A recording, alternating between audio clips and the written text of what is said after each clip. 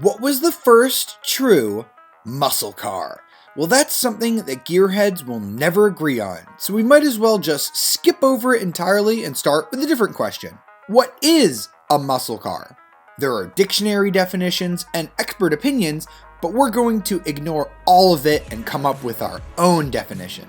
To us, the muscle car is the embodiment of freedom, the democratization of power. It's not about the door count or the design. You just need one humble, affordable car and you add a big-ass engine. While Europeans were toying with new engine technologies to make them smaller and more powerful and more economical, Americans stuck to one simple slogan: there is no replacement for displacement.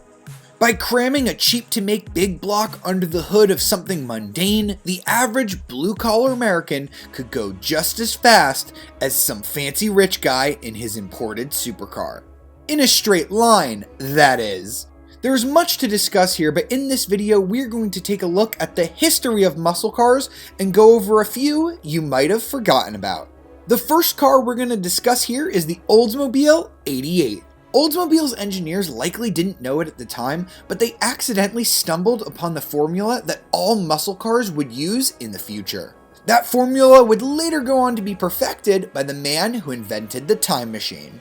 The 88 was based on the same platform as the smaller Oldsmobile 76, but instead of a measly straight 6 engine, it was equipped with a 303 cubic inch V8. Oldsmobile even had the audacity to call this engine the Rocket V8, which is extremely ambitious considering it only produced 135 horsepower. But thanks to the small body and massive engine, the 88 is regarded by many as the first ever muscle car. But there's a reason why the 88 isn't well remembered.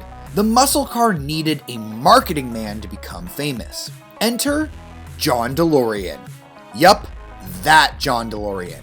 He had a life before the DMC-12, you know. It seems silly now, but back in 1963, General Motors put a ban on all racing. The suits didn't believe that the mantra of race on Sunday, sell on Monday worked anymore, but DeLorean disagreed. He worked in secret, creating an add-on package for the Pontiac Le Mans. The result was the 1964 GTO, with a 389 cubic inch V8 producing 325 horsepower. The GTO had plenty of other things on it to differentiate it from the humdrum Le Mans. The GTO came with wider wheels for better tractions, hood scoops because they looked cool, dual exit exhaust pipes, stiffer springs, and of course, plenty of GTO badges. DeLorean knew he had a winner on his hands, but we doubt that even he knew he had just created the basic muscle car recipe that others would end up following for years. While some believe that the Oldsmobile 88 or the Pontiac GTO are the first muscle cars, a case could also be made for the Chevrolet Impala SS 409. For the 1964 facelift, Chevy went for a more rounded look and reintroduced the 409 Big Block as an optional extra. The 409 engine technically dates back to 1962, which would make it the first ever muscle car engine. Unfortunately, the first generation Impala was a little bit too much of a porker to really be considered a solid muscle car. Case in point, when the hit series Supernatural needed a car that would suit its cold as ice main character, it went for the '67 Impala. Known as Baby, the car is featured in more than 300 episodes and even had an entire episode dedicated entirely to it. Sticking with the General Motors theme, it's clear at this point that for a muscle car to be successful, it has to have a cool name. The 1962 Buick Wildcat was based on the Buick Invicta, but Buick was arguably the first to realize that you needed a cool name to go with a cool car. We see this in the modern era with vehicles like the Trackhawk, Hellcat, and Viper. The first Wildcat had a 401 cubic inch V8 pushing 325 horsepower. It also had bucket seats, a tachometer, and model-specific exterior trim. In 1963, the Wildcat became its own unique model.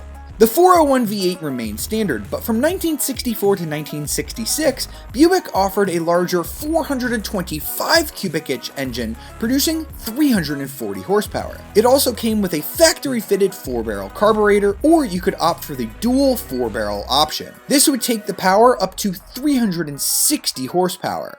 And if you got the dual carb version, the name got even cooler. It was called the Super Wildcat. Looking back on the history of muscle cars, there were a lot of vehicles that would probably suit the definition of a muscle car, but didn't quite get there because they were too expensive. The 1964 Mercury Super Marauder 427 R code really shouldn't count as a muscle car because it doesn't tick that super important box. It wasn't affordable, and very few people could afford it. The R code refers to this car's engine, in this case a 427 cubic inch Ford V8. Only 42 examples of this car were ever built in 1964. That's rarer than a lot of Ferraris. And in our opinion, super exclusivity like that is not what muscle cars are all about. As we've seen with a lot of cars on this list, there's just something about 1964 and muscle cars. The Oldsmobile 442 was also introduced this year, sporting an aggressive two-door design. In terms of it factor, it's right up there with the Pontiac. The 442 name comes from its different various mechanical parts.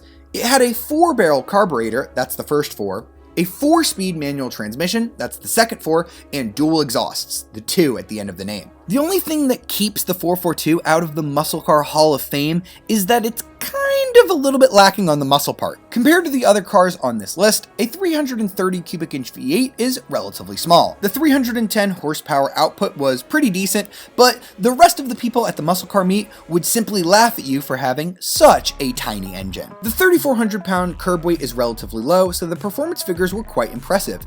Back when it was new, independent tests showed that the 442 could hit 60 miles an hour in just 7.5 seconds. By 1965, Buick had already learned that it was a great idea to put big engines in relatively normal cars. Oddly though, it refused to give the Skylark a larger engine due to an internal company policy that limited engine size in mid-size cars. In 1970, the company finally relented on this policy and put in a 455 cubic inch V8 under the hood. This model became known as the Gran Sport 455. Not a very creative name, but the engine produced 360 horsepower and a whopping 510 pound-feet of torque. Unfortunately though, the engine was not that reliable.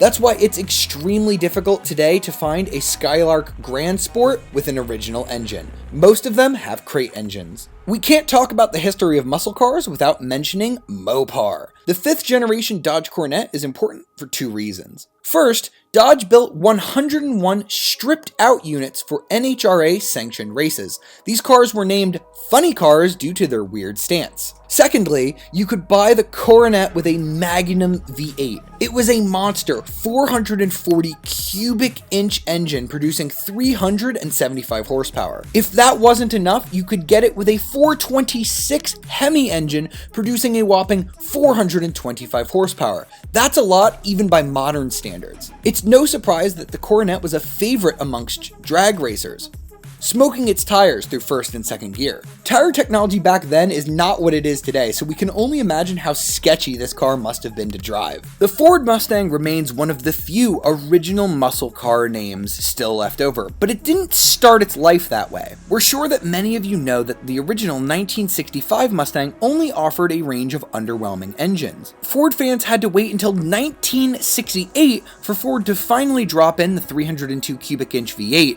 finally granting the Mustang tire shredding power. Once Ford realized the potential of the 302 engine, it launched a series of limited edition Mustangs like the Mach 1, Boss 302, and Boss 429. We think that the 429 was the first Mustang-based muscle car. It was built as a homologation special to go racing, but Ford actually never went racing with it. The 429 engine produced 375 horsepower and 350 pound-feet of torque. We tend to forget that the Mustang was a relatively small vehicle compared to the others on this list. With a curb rate of just 3,800 pounds, the 429 was quite a performer. We're fairly sure that some of you might be upset by the fact that your favorite muscle car was not featured in this video, but this is just the start. There's way too much history in muscle cars to divulge it all in just one short video. Join us again next time as we look at the next step in the evolution of the muscle car.